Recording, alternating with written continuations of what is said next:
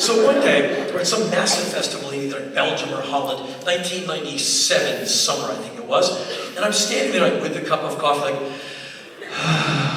and there's nothing. There's a marshy field and a highway like 9 miles that way. It's farmland. It's where they're going to put a bunch of people for 4 days and turn them loose and make them go home.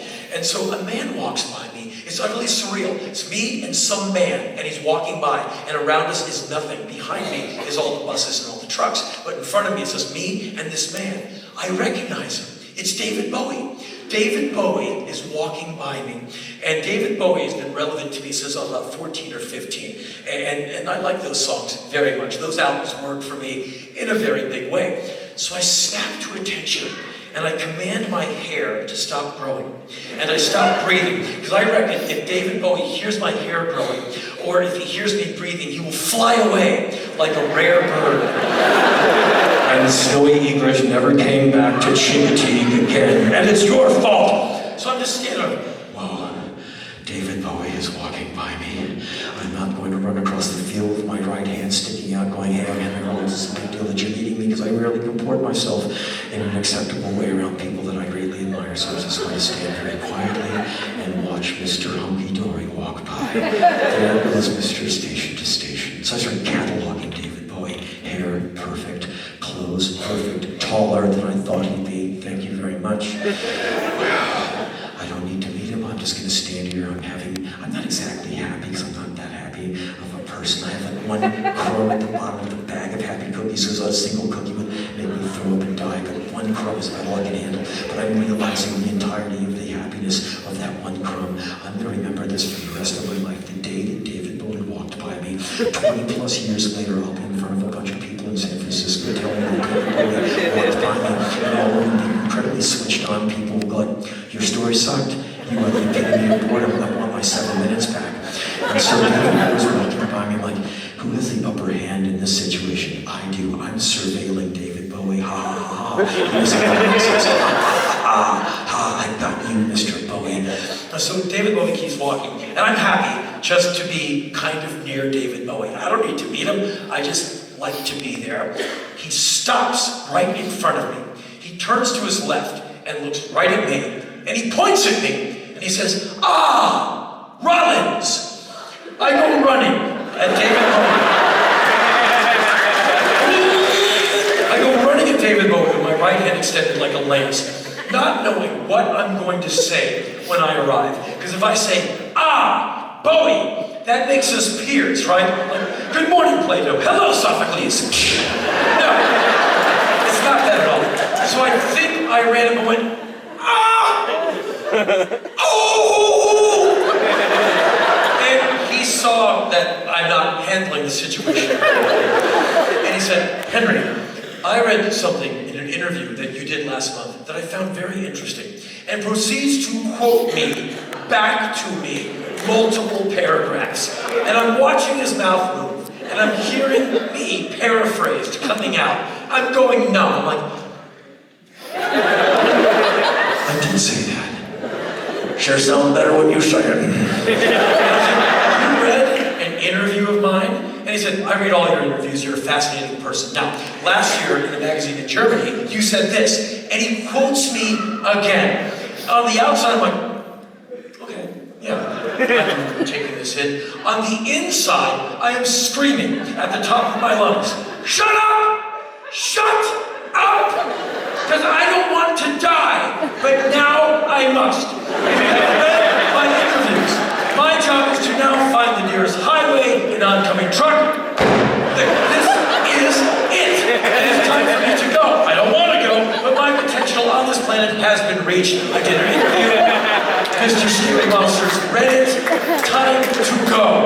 But I don't want to. So I'm like, and Mr. Bowie, being very perceptive, saw my angst and went, have you had lunch? And I went, He said, let's go have lunch. I said, well, let me check my day planner. Let's go. So we walk into the catering tent, which is massive. It has like 200 rock and roll Viking men and women who just got finished building all the stages and hanging all the lights. And these are people who work very hard for a living.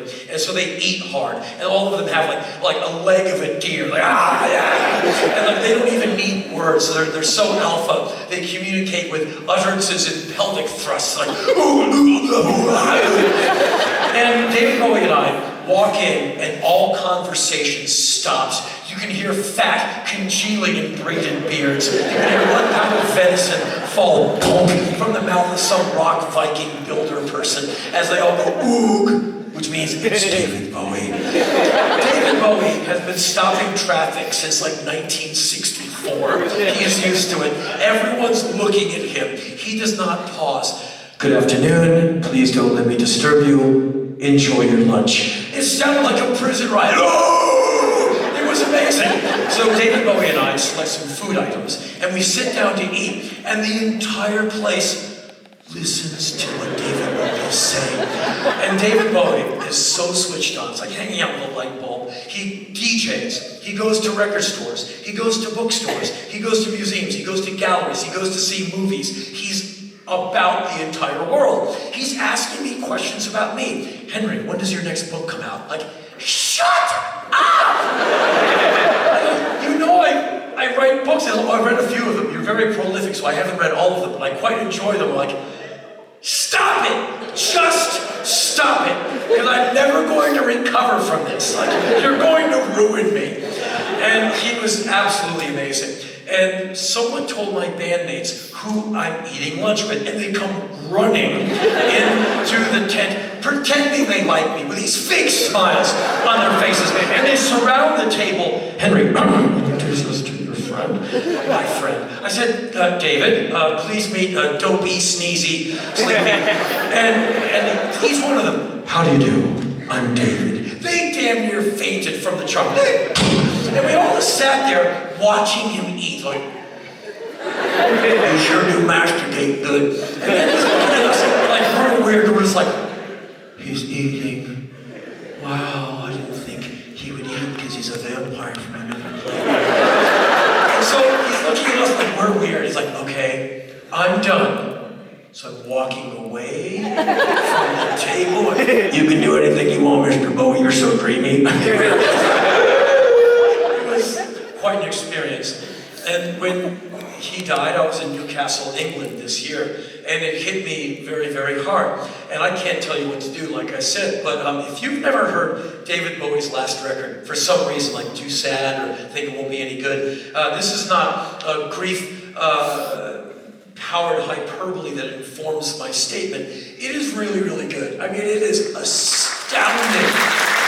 And he bravely takes on the topic of his condition with great steeliness, and he's so smart, and he's so damn talented. And not only is he talented, but his producer, Tony Visconti, is a true visionary. And those two together, forget it. And I think one of their finest moments was realized on the Black Star record. And it took me a long time. I played it 3 times on the day he died, because whenever I would hear this song, I Can't Give Everything Away, I would start hyperventilating, and the only thing that would calm me down is to play the record one more time. To this day, I can't hear that song without like having to hold on to something, because it's just very intense. But it took me about a month to be able to go back into heavy rotation with David Bowie records, because all his records are in kind of at the top of the mountain. I think when they write the real book on rock and roll, they finally get everything just right, because they've got it so wrong so far. When they finally get it right, David Bowie and Joy Division will be right up at the top along with the Rolling Stones.